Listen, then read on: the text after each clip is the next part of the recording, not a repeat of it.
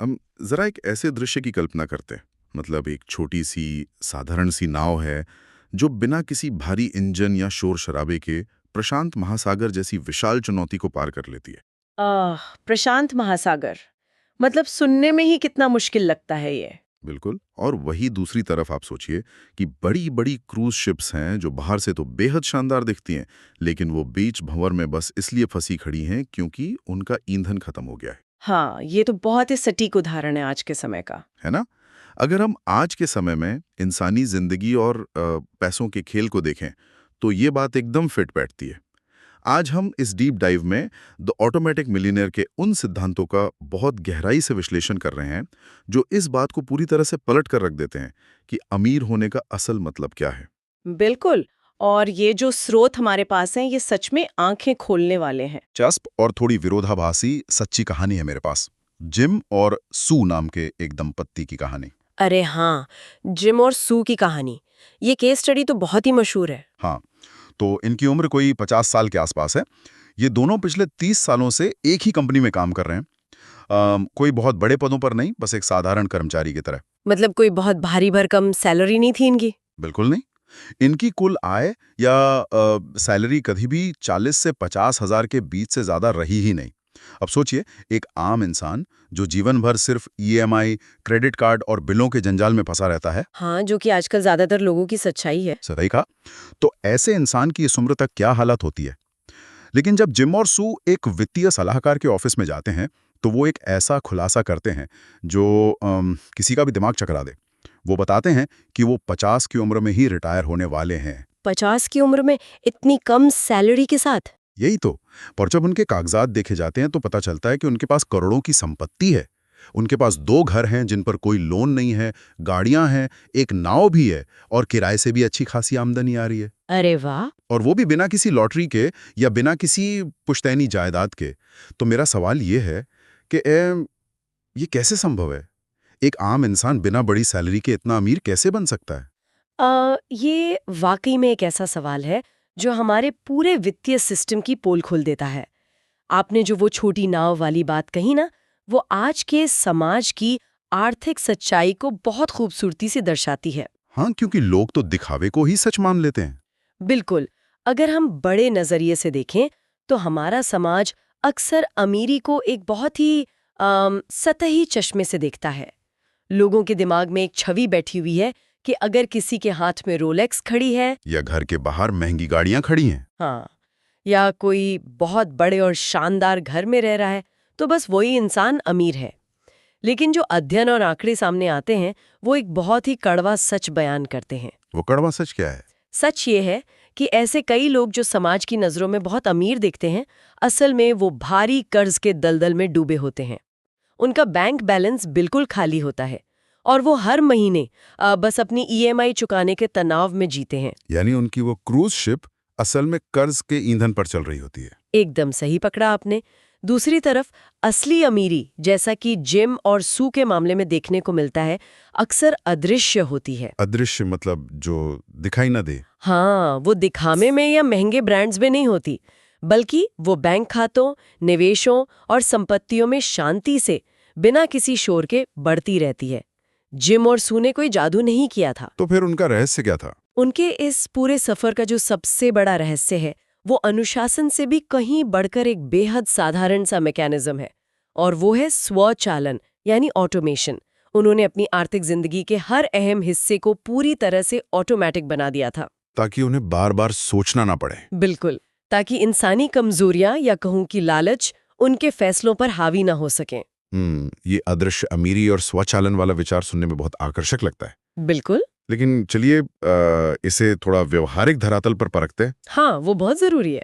Gym और सू की कहानी सुनने के बाद जो पहला सवाल किसी के भी मन में आएगा, वो ये है कि उन्होंने इस ऑटोमेशन की शुरुआत की कैसे? सही सवाल है।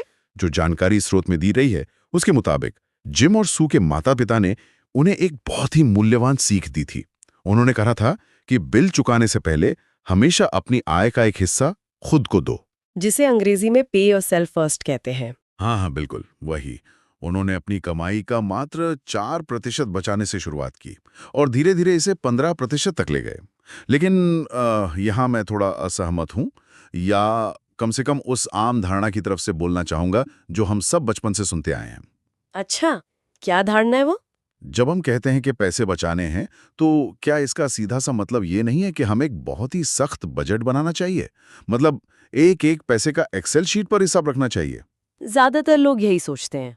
क्योंकि अगर कोई इंसान बिना किसी बजट के सीधे अपनी कमाई का 15% हिस्सा अलग निकाल देगा, तो क्या महीने के अंत में उसके चेक बाउंस नहीं होने लगेंगे? मुझे तो ये बजट बनाने वाली पूरे प्रक्रिया बिल्कुल क्रैश डाइटिंग की तरह लगती है। अरे क्रैश डाइटिंग, ये एनालॉजी तो बहुत ही जबरदस्त है ना? इंसान कुछ दिन तक तो सिर्फ उबला हुआ सलाद खाकर रह सकता है, अपनी हर इच्छा को दबा सकता है, लेकिन लंबे समय में उसका संयम टूट ही जाता है। और फिर वो पहले से भी ज्यादा जंक फूड खा लेता है। बिल्कुल। तो पैसों के मामले में भी यही होता होगा। ये क्रैश डाइटिंग वाली बात बिल्कुल सटीक है, और यही वो जगह है जहां पारंपरिक वित्तीय सलाह अक्सर फेल हो जाती है। इंसान का मनोविज्ञान ही कुछ ऐसा है कि उसे अत्यधिक नियंत्रण, पाबंदियां और हर बात पर टोकना बिल्कुल पसंद नहीं है। हाँ, किसी को भी बंदिशें पसंद नहीं आती। जब कोई इंसान एक सख्त बजट बनाता है, तो वो असल में खुद को मनोवैज्ञानिक रूप से प्रतिबंधित कर रहा होता है। मान लीजिए किसी को सप्ताहांत पर बाहर घूमना या कुछ अच्छा खाना पसंद है, जो कि बहुत आम बात है। हाँ, और वो स्प्रेडशीट के उस बजट के कारण खुद को रोकता है, तो कुछ समय बाद वो हताश हो जाता है। उसे लगने लगता है कि वो पैसे कमाने के बावजूद अपनी जिंदगी जी ही नहीं पा रहा है। और फिर वो बजट तोड़ देता है। बिल्कुल, यही कारण है कि दुनिया में ज्यादातर बजट कुछ ही महीनों में विफल हो जाते हैं। बजट इंसान के लिए एक मददगार टूल बनने के बजाय एक बंधक बनकर रह जाता है। तो फिर असली तरीका क्या है? असली और कारगर तरीका ये नहीं है कि हम अपनी इच्छा शक्ति पर निर्भर रहें, बल्कि तरीका ये है कि बचत को पूरी तरह से सिस्टम के हवाले कर दिया जाए। इसे ही ऑटोमेशन कहते हैं। जैसे कि वॉलंटरी प्रोविडेंट फंड या वीपीएफ हो गया, या फिर एसआईपी के जरिए? एकदम सही। जिम और सू के चेक बाउंस इसलिए नहीं हुए क्योंकि उन्होंने अपनी जीवन शैली को उस बचे हुए पैसे के हिसाब से ढाल लिया था। मनोविज्ञान का एक बहुत सीधा सा नियम है, पार्किंसंस लॉ। पार्किंसंस लॉ ये क्या कहता है? ये कहता है कि हमारे पास जितना संसाधन उपलब्ध होता है, हमारा खर्च उसी के अनुरूप बढ़ जाता है। जब पैसा बैंक खाते में दिखता ही नहीं है, मतलब जब वो सैलरी आने से पहले ही सीधे निवेश वाले खाते में चला जाता है, तो हमारा दिमाग मान लेता है कि हमारी सैलरी उतनी ही है। हाँ, हम उसी बचे हुए पैसे में अपना गुजारा करना सीख जाते हैं और हमें किसी सख्त बजट की जरूरत ही नहीं पड़ती। ये बात बहुत गहरी है कि हम इंसान उपलब्ध संसाधनों के हिसाब से खुद को ढाल लेते हैं। जो पैसा आंखों के सामने है ही नहीं, उसे खर्च करने की तलब भी नहीं उठती। बिल्कुल, out of sight out of mind. लेकिन यहाँ एक बहुत बड़ी व्यवहारिक समस्या आती है। मान लेते हैं कि किसी इंसान ने तय कर लिया कि वो अपनी बचत को ऑटोमेटिक करेगा, लेकिन एक आम मिडिल क्लास व्यक्ति जो हर महीने ये सोचता है कि महीने के अंत में तो उसका खाता वैसे ही खाली हो जाता है। हाँ, जिसे पे चेक टू पे चेक जीना कहते हैं। सही कहा। तो वो व्यक्ति उस ऑटोमेटिक कटौती के लिए पैसा लाएगा कहाँ से? अगर पहले ही पैसे कट गए तो घर का राशन कैसे आएगा? ये एक बहुत ही आम चिंता है। और यहीं पर इस पूरी चर्चा में एक बहुत ही दिलचस्प और आंखें खोल देने वाली अवधारणा की एंट्री होती है, जिसे स्रोत में द लाटे फैक्टर कहा गया है। द लाटे फैक्टर, ये मेरा पसंदीदा हिस्सा है। मेरा भी। इस कंसेप्ट को समझाने के लिए एक किम नाम की 23 वर्षीय लड़की का उदाहरण दिया गया है। किम का साफ तौर पर मानना था कि वो कुछ भी नहीं बचा सकती। उसे लगता था कि उसके पास पैसे ही नहीं है। हाँ, उसके पास निवेश करने के लिए एक फूटी कौड़ी नहीं है। लेकिन जब उसके दिन भर के खर्चों का माइक्रो लेवल पे हिसाब लगाया गया, तो क्या पता चला? पता चला कि वो रोज लगभग $5, जो भारतीय मुद्रा में करीब ₹450 बैठते हैं, सिर्फ स्टारबक्स की कॉफी पर खर्च कर रही थी। सिर्फ कॉफी पे? हाँ, और इसके अलावा मफिन्स और ना जाने कितने ऐसे छोटे छोटे फिजूल खर्चे थे जिन पर उसका ध्यान ही नहीं जाता था। जब गणितज्ञों की तरह इसका हिसाब लगाया गया, तो पता चला कि अगर वो रोज के ये $5 बचा ले और उस पर सिर्फ 10% का रिटर्न हासिल करे, तो क्या होगा? तो 65 वर्ष की उम्र तक उसके पास $1.2 मिलियन यानी लगभग 9 करोड़ रुपए होंगे। बाप रे, 9 करोड़ रुपए सिर्फ कॉफी के पैसों से? बिल्कुल। और इसी तरह सिगरेट का भी गणित है कि कैसे दिन के 100-150 रुपए की सिगरेट दशकों में लाखों रुपए राख कर देती है। ये आंकड़े सच में डराने वाले हैं, है ना? लेकिन यहाँ मेरा एक बहुत ही कड़ा सवाल है। जब लोग ये लाटे फैक्टर वाली बात सुनते हैं, तो उन्हें अक्सर लगता है कि ये उन्हें उनकी छोटी खुशियों से दूर करने की साजिश है। हाँ, लोग अक्सर डिफेंसिव हो जाते हैं। बिल्कुल। वो सोचते हैं कि क्या अमीर बनने का मतलब ये है कि हम जिंदगी का मजा लेना ही छोड़ दें? क्या एक कॉफी पीने जैसी छोटी सी खुशी का भी गला घोट दें? सिर्फ इसलिए कि बुढ़ापे में हमारे पास बहुत सारा पैसा हो? ये सवाल तो हर कोई पूछता है। मतलब उस उम्र में उन 9 करोड़ रुपयों का क्या फायदा जब जवानी बिना किसी खुशी के बीत गई? ये सवाल बहुत ही स्वाभाविक है और अक्सर लोग लाटे फैक्टर को सुनकर यही प्रतिक्रिया देते हैं। लेकिन इस अवधारणा का असली मतलब कंजूस होना या अपनी इच्छाओं को मारना बिल्कुल नहीं है। तो फिर इसका मतलब क्या है? इसका मुख्य उद्देश्य एक बहुत ही बारीक फर्क को समझाना है, और वो है माइंडलेस यानी बिना सोचे समझे किए जाने वाले खर्चों और माइंडफुल यानी सचेत खर्चों के बीच का फर्क। तो अगर मुझे सच में कॉफी पसंद है तो? अगर किसी को कॉफी पीने से सच में बहुत खुशी मिलती है तो उसे जरूर पीनी चाहिए। लेकिन समस्या तब होती है जब वो कॉफी सिर्फ एक आदत बन जाती है जो हमें कोई खास खुशी नहीं दे रही, बस हमारे पैसे सोख रही है। मतलब हम बस यूं ही खर्च कर रहे हैं बिना सोचे। बिल्कुल। इसके पीछे जो तार्किक गणित पेश किया गया है स्रोत में, वो किसी का भी नजरिया बदलने के लिए काफी है। जरा इस बात पर गौर करें। उदाहरण के लिए, अगर कोई व्यक्ति हफ्ते में 40 घंटे काम करता है, हाँ, एक आम वर्किंग वीक, वो अपनी जिंदगी का इतना बड़ा हिस्सा किसके लिए दे रहा है? अपने बॉस के लिए? अपनी कंपनी को बड़ा बनाने के लिए? सही बात है। यहाँ जो सबसे गहरा सवाल उठता है वो ये है कि अगर कोई इंसान दिन के 8 घंटे दूसरों के सपने पूरे करने के लिए काम कर रहा है, तो क्या वो अपने खुद के भविष्य के लिए, अपनी खुद की आर्थिक सुरक्षा के लिए रोज सिर्फ 1 घंटे की कमाई भी नहीं बचा सकता? अरे वाह, ये तो बहुत ही अलग नजरिया सोचने का है ना? अगर हम अपनी प्रति घंटे की कमाई का हिसाब लगाएं और ये तय करें कि मैं रोज कम से कम अपने पहले 1 घंटे की मेहनत का पैसा सिर्फ अपने लिए बचाऊंगा, तो फिर ये लाटे फैक्टर एक बोझ नहीं लगेगा। बिल्कुल, वो एक बोझ नहीं बल्कि एक अधिकार लगने लगता है। ये जिंदगी के मजे छोड़ने के बारे में नहीं है, बल्कि ये तय करने के बारे में है कि हमारी प्राथमिकताओं में हमारा अपना भविष्य सबसे ऊपर होना चाहिए। हाँ, जब इंसान ये बात समझ लेता है तो शायद वो कॉफी या सिगरेट का पैसा किसी दर्द के साथ नहीं बल्कि खुशी के साथ निवेश में डालता है। एकदम सही। उसे लगता है कि वो खुद को अमीर बना रहा है। दूसरों के लिए 8 घंटे तो खुद के लिए कम से कम 1 घंटा। ये नजरिया वाकई में गेम चेंजर है। ये बचत को एक सजा से बदलकर एक तरह के सम्मान में बदल देता है। बिल्कुल। तो चलिए मान लेते हैं कि हमने उन बिना सोचे समझे होने वाले खर्चों पर लगाम लगा ली और पैसा बचाना शुरू कर दिया। अब अगला कदम क्या है? क्योंकि एक बात तो तय है कि अगर वो पैसा सिर्फ बैंक के बचत खाते में या घर में गद्दे के नीचे रखा रहा तो वो पैसे अपनी कीमत खो देंगे। हाँ, क्योंकि महंगाई, जिसे हम इन्फ्लेशन कहते हैं, वो दीमक की तरह उसे खा जाएगी। समय के साथ उस पैसे की कीमत गिरती जाएगी। सही कहा। इसलिए अगला तार्किक कदम निवेश ही है। बिल्कुल। अब ऐसे तो निवेश के कई तरीके मौजूद हैं, जैसे पीपीएफ हो गया, जहां पैसा सुरक्षित रहता है और टैक्स की छूट मिलती है, या फिर कर्मचारियों के लिए ईपीएफ की सुविधा है। हाँ, ये सुरक्षित तरीके हैं। लेकिन जब असल में संपत्ति बनाने की बात आती है तो सारा खेल कंपाउंडिंग यानी चक्रवृद्धि ब्याज और शेयर बाजार या म्यूचुअल फंड्स का होता है। कंपाउंडिंग का जादू ही अलग है। अब हम सब जानते हैं कि कंपाउंडिंग कैसे काम करती है। पैसे पर पैसा और फिर उस ब्याज पर भी ब्याज। लेकिन यहाँ जो सबसे चौंकाने वाली बात सामने आती है वो ये है कि इसमें सबसे बड़ी भूमिका पैसे या ब्याज दर की नहीं होती। तो किसकी होती है?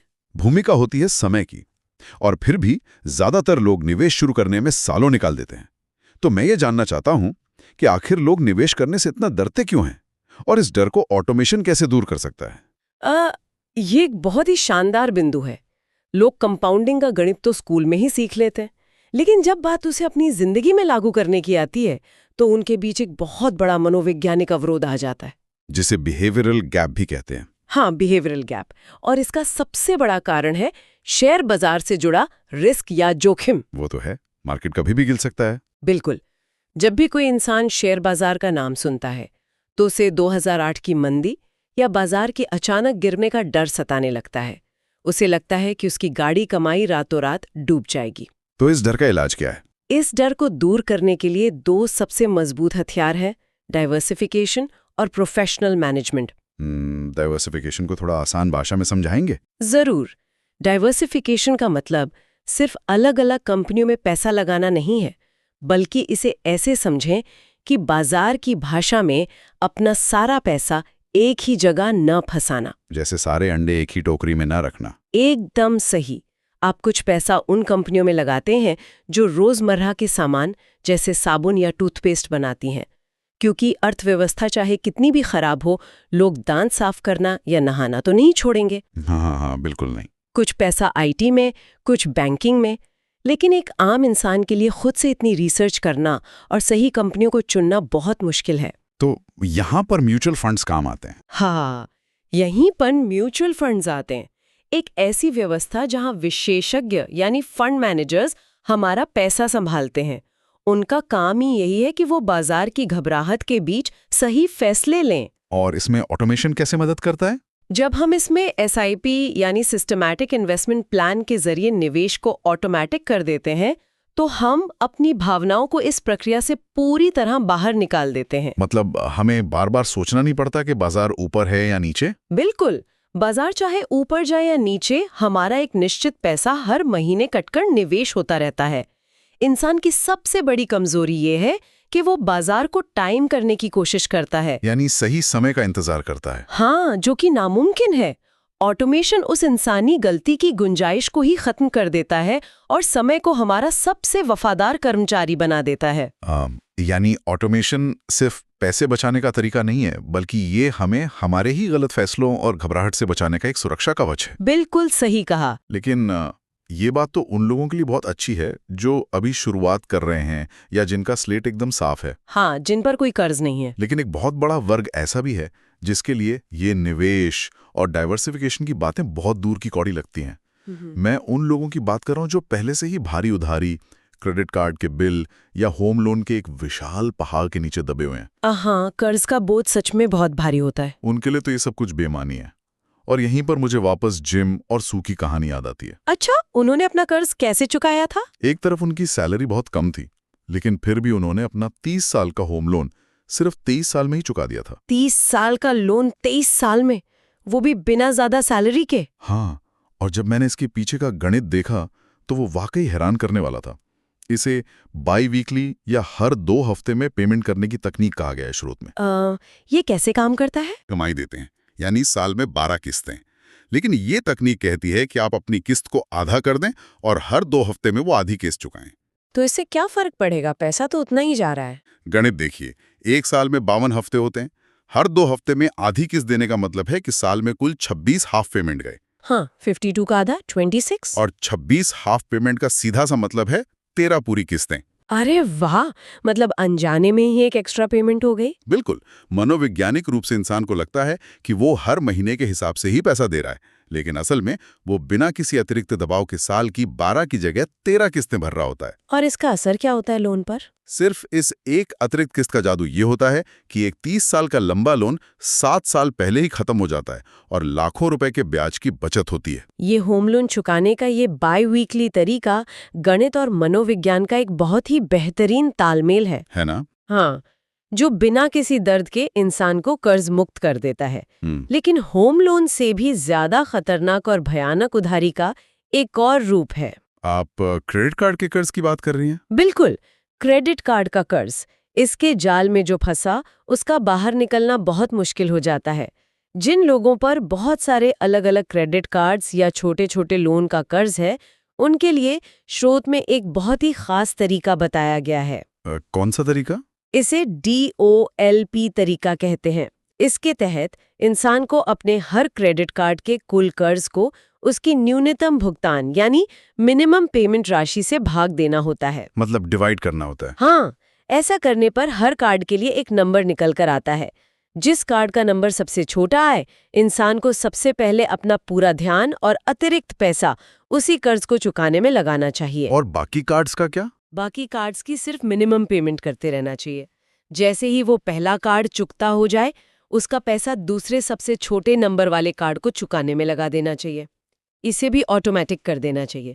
एक मिनट, मैं यहाँ आपको रोकना चाहूंगा। जी कहिए। अगर हम विशुद्ध गणित और लॉजिक की बात करें तो ये DOLP तरीका थोड़ा अजीब नहीं लगता? अजीब कैसे? गणित तो ये कहता है कि जिस क्रेडिट कार्ड या लोन पर सबसे ज्यादा ब्याज दर यानी इंटरेस्ट रेट लग रही है, हमें सबसे पहले उसे चुकाना चाहिए ताकि ब्याज का नुकसान कम से कम हो। हाँ, लॉजिक तो यही कहता है। तो फिर इस तरीके में ब्याज दर को नजरअंदाज करके सबसे छोटे नंबर वाले कर्ज को पहले चुकाने की बात क्यों की गई है? आपका ये सवाल बिल्कुल जायज है, और अगर हम सिर्फ कैलकुलेटर लेकर बैठे तो हाई इंटरेस्ट वाले कर्ज को पहले चुकाना ही सबसे तार्किक लगता है। वही तो।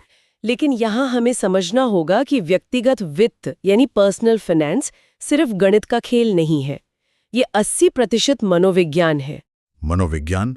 वो कैसे? अगर इंसान इतने ही तार्किक होते तो वो इतने सारे क्रेडिट कार्ड के कर्ज में डूबते ही क्यों? पॉइंट तो है। DOLP तरीके के पीछे जो क्यों छिपा है वो इंसान की भावनाओं से जुड़ा है। जब कोई भारी कर्ज में होता है तो वो मानसिक रूप से थका हुआ और निराश होता है। उसे लगता है कि वो कभी इस पहाड़ को नहीं तोड़ पाएगा। हाँ, वो मोटिवेशन ही खो देता है। बिल्कुल। ऐसे में जब वो इस तरीके से अपने सबसे छोटे कर्ज को पूरी तरह खत्म करता है तो उसे एक क्विक विन यानी तुरंत जीत का एहसास होता है। जैसे एक माइलस्टोन पार कर लिया हो। हाँ, उसके दिमाग में डोपामाइन रिलीज होता है और उसे लगता है कि हाँ, मैं ये कर सकता हूँ। ये छोटी जीत उसे वो भावनात्मक गति देती है जो उसे बड़े कर्जों से लड़ने के लिए जरूरी है। जिसे हम स्नोबॉल इफेक्ट भी कह सकते हैं। एकदम सही, स्नोबॉल इफेक्ट। इसी के साथ एक और बहुत जरूरी बात जो अक्सर लोग कर्ज चुकाने की जल्दी में भूल जाते हैं वो है इमरजेंसी फंड या आपातकालीन कोष बनाना। हाँ। अक्सर लोग सोचते हैं कि जब तक मुझ पर कर्ज है तब तक मेरा सारा पैसा सिर्फ कर्ज चुकाने में जाना चाहिए। तो क्या कर्ज चुकाने के चक्कर में इंसान को अपनी भविष्य की बचत पूरी तरह से रोक देनी चाहिए? बिल्कुल नहीं। और यही सबसे बड़ी गलती है जो लोग करते हैं। इंसान को अपनी बचत कभी नहीं रोकनी चाहिए। तो फिर वो दोनों चीजें एक साथ कैसे करे? अगर कोई पहले अपनी आय का 10% बचाता था तो कर्ज होने की स्थिति में उसे यह पैसा बांट देना चाहिए। मतलब 50-50 कर दे? हाँ, आधा हिस्सा उधारी चुकाने की गति बढ़ाने में और आधा हिस्सा अपने भविष्य और इमरजेंसी फंड के लिए। इमरजेंसी फंड में कितना पैसा होना चाहिए? इमरजेंसी फंड का मतलब है कम से कम 3 महीने के खर्च के बराबर पैसा एक अलग सुरक्षित खाते में होना। और ये इतना जरूरी क्यों है? ये क्यों जरूरी है इसे समझने के लिए हमें ज्यादा पीछे जाने की जरूरत नहीं है। 2008 की भयंकर आर्थिक मंदी और हाल ही की कोरोना महामारी इसके सबसे बड़े उदाहरण हैं। बिल्कुल, तब तो सब कुछ रुक ही गया था। हाँ, जब अचानक से अर्थव्यवस्था रुकी, नौकरियां चली गईं या व्यापार बंद हो गए, तब जिन लोगों के पास इमरजेंसी फंड नहीं था वो अपने गुजारे के लिए और ज्यादा क्रेडिट कार्ड स्वाइप करने लगे। यानी कर्ज से बाहर निकलने की कोशिश में वो और भी गहरे जाल में फंस गए। बिल्कुल। इसलिए चाहे किसी पर कितनी भी उधारी हो, एक आपातकालीन कोष होना उसे किसी भी अचानक आई विपदा के समय टूटने से बचाता है और दोबारा कर्ज के जाल में गिरने से रोकता है। ये बहुत ही स्पष्ट नजरिया है कि बचाव और हमला दोनों एक साथ होने चाहिए। बचत भी चलती रहे और कर्ज भी चुकता रहे। बिल्कुल। अब इस पूरी चर्चा को एक मुकाम पर लाते हैं। जब कोई इंसान अपनी सारी उधारी चुका लेता है, अपने निवेश को ऑटो पायलट पर डाल देता है और एक सुरक्षित इमरजेंसी फंड भी बना लेता है, जो कि एक बहुत बड़ी अचीवमेंट है। बिल्कुल है, तो इस पूरी आर्थिक यात्रा का अंतिम मुकाम क्या है? इस पूरी अध्ययन में एक बहुत ही खूबसूरत और शायद थोड़ी हैरान करने वाली बात सामने आती है। टीथिंग या अपनी आय का एक हिस्सा दान करना जा रही है। ये विरोधाभासी लग सकता है लेकिन असल में ये वित्तीय सफलता का सबसे गहरा और अंतिम सच है। वो कैसे? अक्सर लोग सोचते हैं कि पैसा ही अंतिम लक्ष्य है, लेकिन पैसा अपने आप में सिर्फ एक साधन है, एक टूल है। जब हम अपनी मेहनत की कमाई का एक हिस्सा दूसरों की मदद के लिए, किसी जरूरतमंद के लिए या किसी अच्छे काम के लिए देते हैं तो क्या होता है? तो हमारे दिमाग में एक बहुत बड़ा मनोवैज्ञानिक बदलाव आता है। इंसान कमी की मानसिकता यानी स्कैसिटी माइंडसेट से निकलकर प्रचुरता की मानसिकता यानी अबंडेंस माइंडसेट में आ जाता है। उसे लगने लगता है कि उसके पास बहुत है। हाँ, उसे अवचेतन रूप से ये एहसास होने लगता है कि मेरे पास इतना है कि मैं दूसरों की मदद कर सकता हूँ। जो मानसिक शांति, सुकून और आंतरिक सुरक्षा का एहसास इस प्रक्रिया से मिलता है, उसे दुनिया के किसी भी संपत्ति या बैंक बैलेंस से नहीं खरीदा जा सकता। ये तो सच में बहुत गहरी बात है। और सबसे महत्वपूर्ण बात, इस दान की प्रक्रिया को भी ऑटोमेटिक कर देना चाहिए। अच्छा, इसे भी ऑटोमेटिक? बिल्कुल। एक निश्चित राशि तय करें, सही संस्था या उद्देश्य चुनें और उसे स्वचालित कर दें। इससे इंसान बिना किसी स्वार्थ या अहंकार के लगातार समाज को वापस लौटाता रहता है और यही आदत उसकी आर्थिक और मानसिक दोनों स्थितियों को सही मायनों में संपन्न बनाती है। तो अगर हम आज के इस पूरे विस्तृत अध्ययन का सार निकालें, तो वो ये है कि करोड़पति बनने के लिए किसी असाधारण आय, लॉटरी या रातों रात अमीर बनाने वाली स्कीम की जरूरत नहीं है। बिल्कुल नहीं।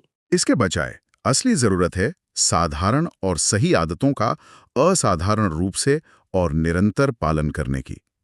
खुद को सबसे पहले भुगतान करें के नियम को अपनाएं, अपने फिजूल और बिना सोचे समझे होने वाले खर्चों को पहचानें। यानी लाटे फैक्टर को कंट्रोल करें। बिल्कुल।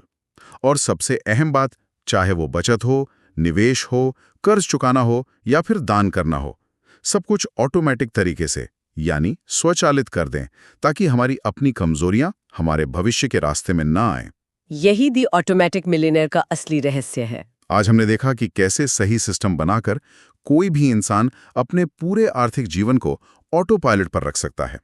लेकिन इस चर्चा को खत्म करने से पहले मैं एक ऐसा विचार छोड़ना चाहूंगा जो शायद इस पूरे विषय का सबसे गहरा पहलू है। जी बिल्कुल। आज हमने शुरुआत में उस छोटी नाव की बात की थी जो बिना शोर किए शांति से समंदर पार कर लेती है। जरा सोचिए, अगर किसी इंसान की सभी आर्थिक चिंताएं पूरी तरह से एक ऑटोमेटिक सिस्टम संभाल लें, अगर उसके बिल, निवेश और बचत सब कुछ अपने आप हो रहे हों, तो उसे पैसों के बारे में सोचना ही नहीं पड़ेगा। बिल्कुल।